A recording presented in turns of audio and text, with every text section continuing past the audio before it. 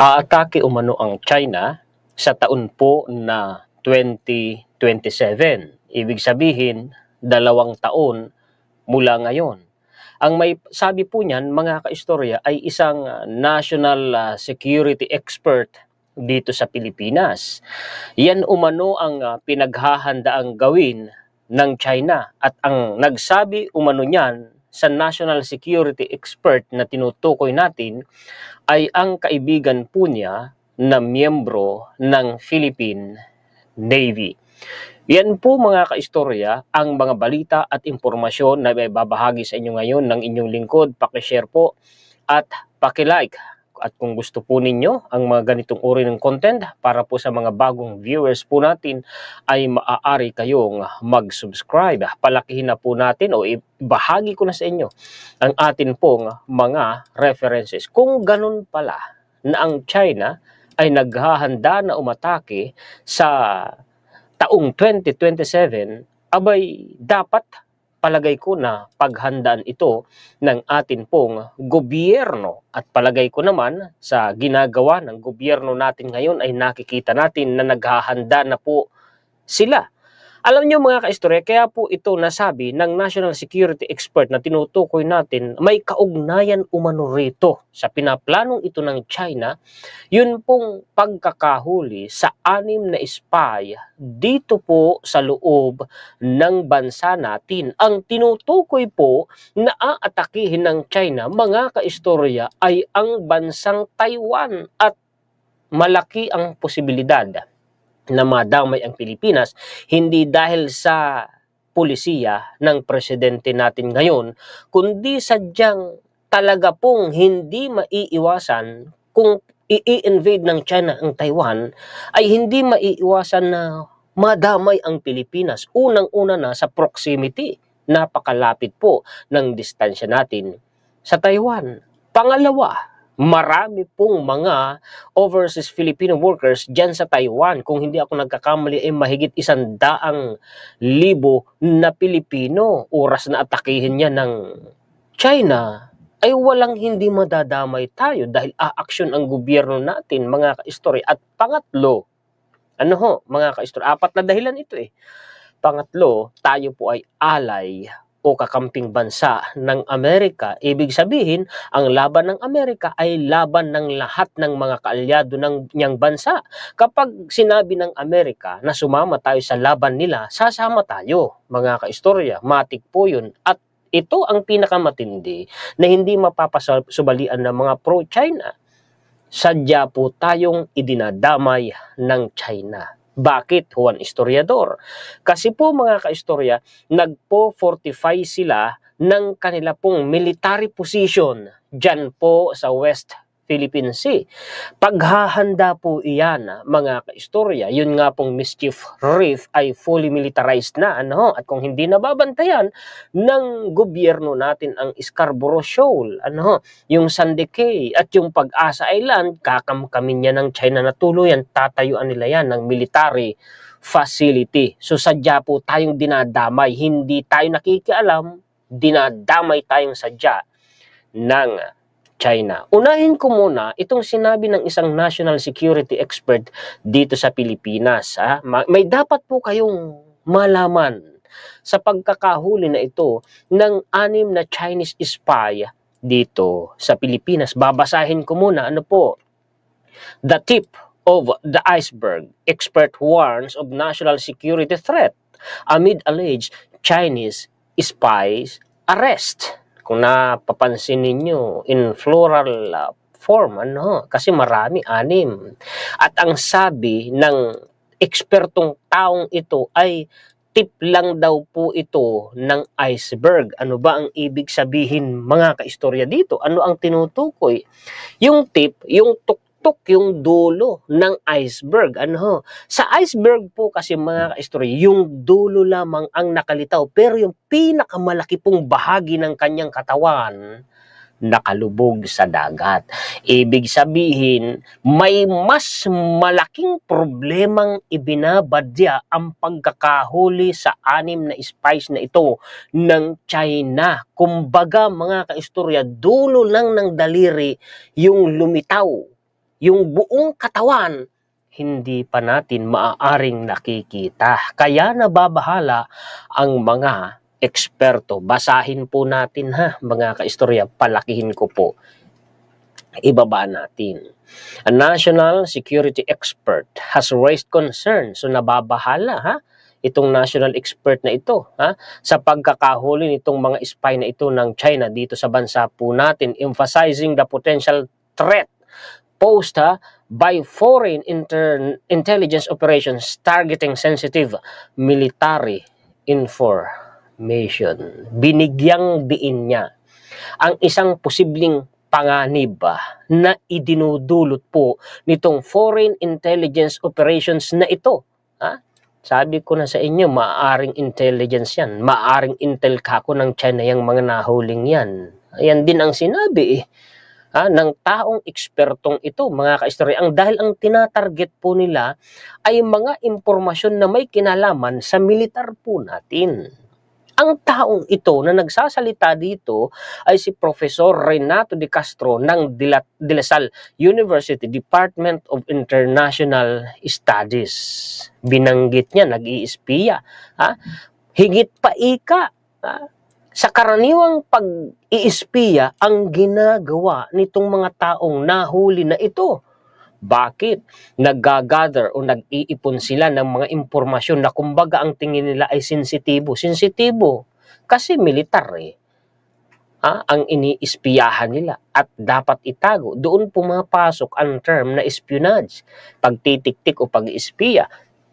Pumunta ka sa isang bansa, nagbasa ka ng dyaryo, pero kapag kumukuha ka na ng impormasyon na gustong itago ng bansa na yon, doon na pumapasok yung espionage. Ano ba yung impormasyon na itinatago ng bansa natin, kagaya nung sa mga military bases po natin, Tapos tinitiktikan nila. At ang masaklat dito, ang nakakabahala dito, nagtatag daw po ito ng isang front organization.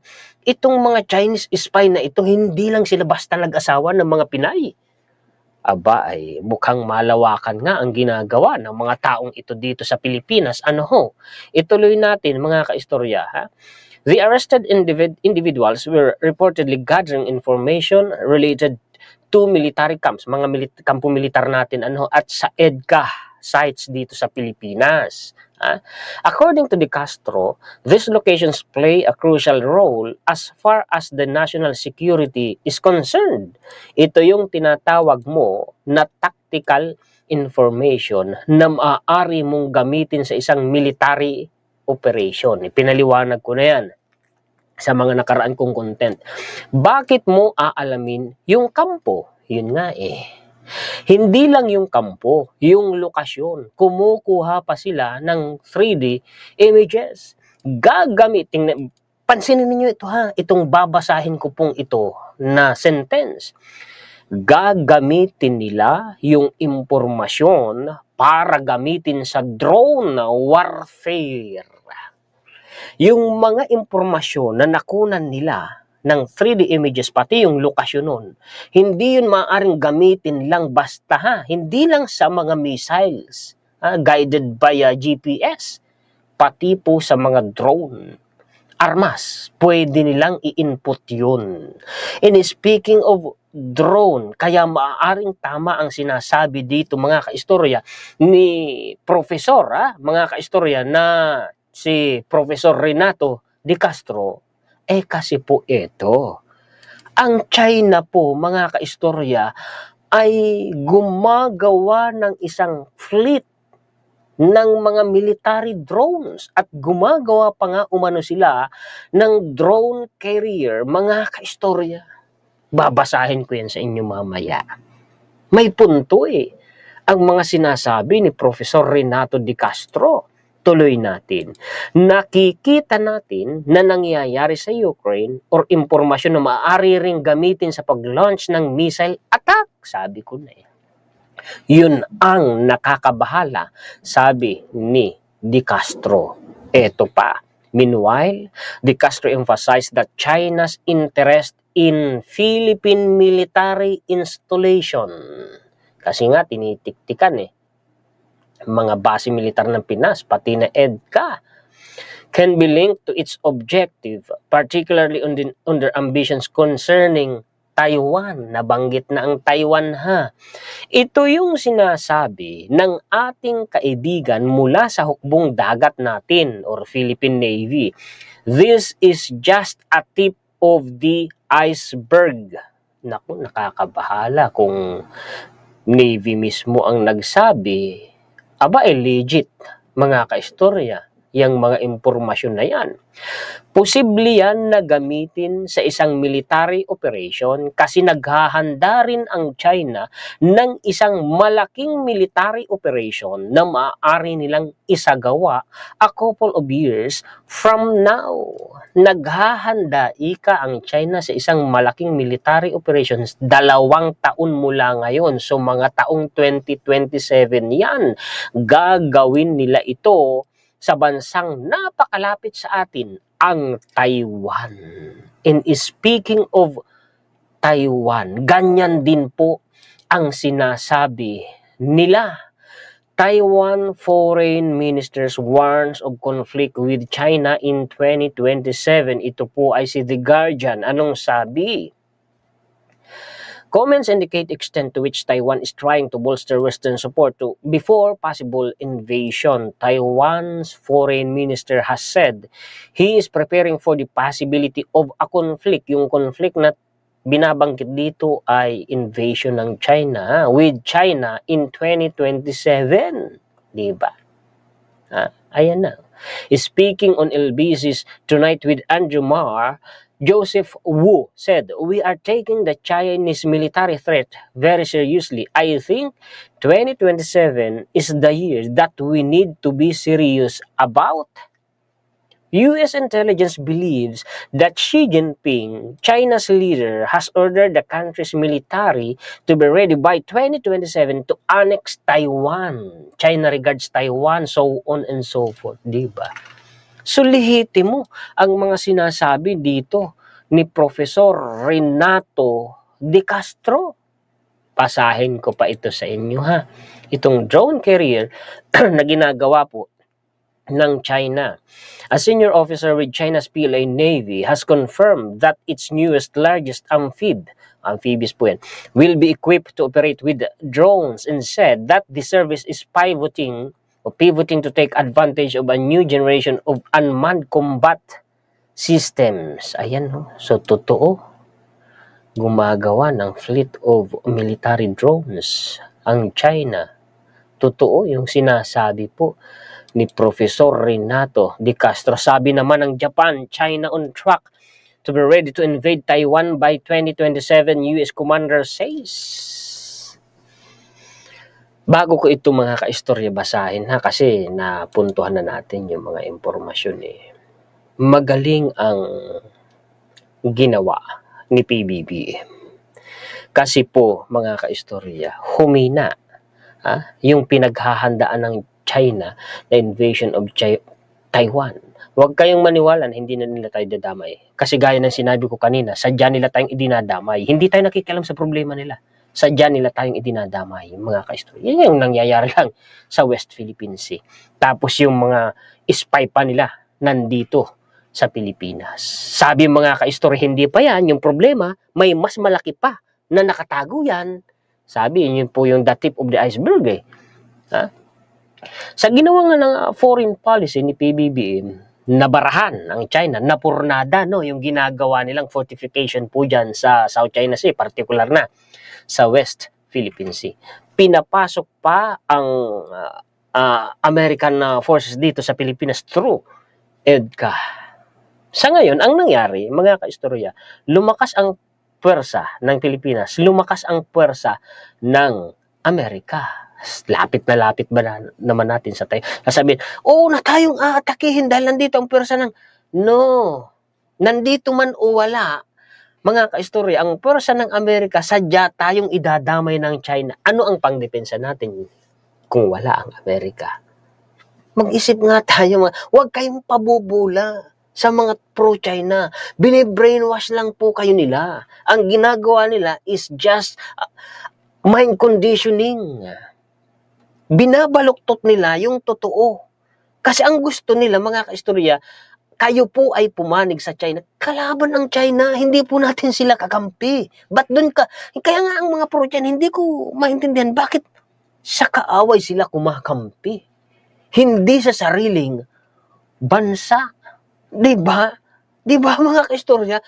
Walang logic eh. Hindi ko ewan ko lang kung may ibang dahilan kaya nagagawa yan. Basahin ko na po ito. The top U.S. military commander in the Indo-Pacific has said that Beijing is maintaining its goal of being able to invade Taiwan by 2027. So pare-pareho ang sinasabi nila. Testimony that came as China sent the second largest contingent of warplanes around the Democratic Island in a single day this year. Yun ang sinasabi ha, mga eksperto din eh. Ang may sabi din po mga kaistorya ay opisyal po ng militar ng Amerika eh. Diba? Salamat na lang. Matalino ang presidente natin, mga kaistorya. Ay kung pumanig sa China, ang mangyayari ngayon eh. Gusto nyo ba maging annex tayo din ng China? Gusto nyo ba dumating yung araw na ultimo sa kalsada, magmamaneho ka ng sasakyan o kaya tatawid ka sa pedestrian lane, mga kaistorya, ay batas trapiko ng China ang sinusunod natin? Huwag namang mangyari. Ang ganun, naalala ko yung nakapaskil dati sa overpass na nag-trending mga kaistorya, no? Sa media at social media, sa mainstream at social media, nag-trending yung nakapaskil sa overpass somewhere in Manila o Metro Manila. Philippines, province of China. Wag naman, nakakakilabot naman yung kanyan mga kaistorya. Dagdag po na mga balita. Matagal na umanong nakatanim sa Pilipinas ang 5 na Chinese spy na naaresto kamakailan. Ayon sa palakihin ko mga muna para mabasa ninyo. Ayon sa NBI, nagtatagpa umano sila ng front organization para maitago ang kanilang paniniktik. Yan na nga yung sinasabi ko sa inyo eh. Nako, oo naman, oo. Dagdag na balita. Naniniwala si dating Senador Panfilo Ping Lacson, ito rin si dating Senador Ping Lacson ang nagsabi, na maaari o posible sa pamamagitan ng Pogo ay nakapasok na dito sa Pilipinas ang 2 hanggang 3,000 humigit kumulang na mga militar ng China. Nako. Naniniwala si dating Senador Panfilo Ping Lacson na matatag at nakakapanatag ang naging tugon ni President Ferdinand Bongbong Marcos Jr. sa pag-udyok ng China na isauli ang Typhoon missile system sa Amerika. Ayun, na itama ako ng pronunciation ko. Pag ako mali, itama nyo ako. Tao lang po ako, mga kaistorya. Ayun, mabuti na lamang hindi nasindak ng China si PBBM. Kasi nga po, ang gusto ng China, kumbaga mga kaistorya, dinadaan niya sa mga yung mga salitang pananakot sa atin. Gusto pa tayong i-brainwash yung gobyerno natin na sinisira ganito ganyan, alisin nyo ang Typhoon missile na yan sa Pilipinas. Ang tugon ni PBBM, sige kaya lang, itigil nyo muna ang pangwawalang hiya nyo sa amin. Sa madaling sabi, pinaiksi ko na lang ha. Kung ganon, ang gagawin ninyo, isasauli ko lahat yung Typhoon missile system na yan sa Amerika. Ay papaano na lamang kung si PBBM pala, mga kaistorya, matatakutin, sindakin. Sa pagsalita ng China, nanginig na agad, ibinalik sa Amerika yung Typhoon missile system na yan. Anong magiging impact nun sa bansa natin? Ano ang iisipin ng mga Pilipino at ng mga kasundaluhan natin? Unang-una sa mga kasundaluhan natin, may epekto yun sa moral ng mga kasundaluhan natin at lalo na sa mga Pilipino. Iisipin ng mga Pilipino, naku, ang presidente natin pala ilalambot-lambot din sa China, sindakin sa China, takot sa China. Hindi ganun ang presidente natin. Hindi na sindak ng China. Sabi pa nga mga kaistorya, ng militar natin, wala ikang pakialam ang China kung anong gustong gawin ng Pilipinas. Tama. Mabuti ang presidente natin, hindi po bumabaw, hindi yumuyukod sa China. Ay salamat na lamang yung ginawang yan ni PBBM mga kaistorya ay nagbigay ng lakas ng loob at tapang sa mga Pilipino. Ito pa, dagdag na balita about Senator Bato. Ano ba? Ano ba? Bato, ICC is about control, not justice. Bakit? Senator Bato de la Rosa asserted that the International Criminal Court is not primarily concerned with justice, but rather with exerting control over its members' state. Hindi naman daw talaga katarungan ang gusto ng ICC, kundi gusto lang umano ng ICC na makontrol ang mga bansang miyembro nito. I beg to disagree mga kaistorya. Kaya nga naitatag ang International Criminal Court ay sapagkat ang kadahilanan walang iba mga kaistorya kung hindi po katarungan. During the Tanong ng Bayan, the GMA senatorial phase of 2025 on Saturday, February 1, De La Rosa said, ICC is not all about justice. ICC is about control. They are not after justice. They are about controlling all the member nations of the ICC. Bakit nakita po ito sa kaso natin sa Pilipinas? Hindi ko napapasahin. Hindi ako sumasang-ayon. Pasensya na ha. Kayo po, anong masasabi ninyo dito mga kaistorya? Comment po kayo. Naniniwala ba kayo o hindi? Ito po yung mga senadores na inendorso po ng administrasyon. Ang sabi pa nga po dito, handang tumulong Marcos backs Pacquiao, 2 others 4 Senator. Tutulungan daw po ni PBBM si Senator Francis Tolentino at dalawa pang senatorial bet mga kaistorya, si Sir Abalos at saka si Sir Pacquiao. Ayan po mga kaistorya. Basahin nga natin dito, i-click nga natin para mabasa. Politiko, handang tumulong Marcos backs Pacquiao, 2 others 4 Senator. 3 administration allies running for senator have gained an extra boost from President Ferdinand Marcos Jr.